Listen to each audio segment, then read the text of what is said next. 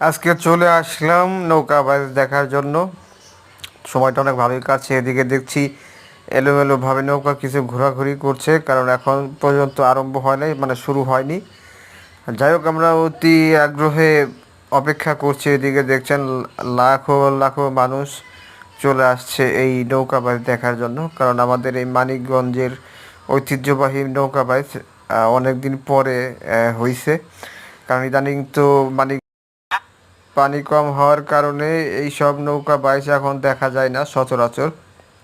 তো তারপরেও অধীর আগ্রহে প্রত্যেকটা মানুষ, নানা বয়সের মানুষ অপেক্ষা করছে অধিক আগ্রহে যে নৌকা বাইচ দেখার জন্য। তো আমরাও চলে আসলাম। তো কিছুক্ষণের ভিতরেই নৌকা বাইচ আরম্ভ হয়ে যাবে। আপনারা উপভোগ করুন আমাদের সাথে। যে আর সবাই এই পেজটাকে লাইক কমেন্ট করে দেবেন যাতে অন্যরা দেখতে পারে।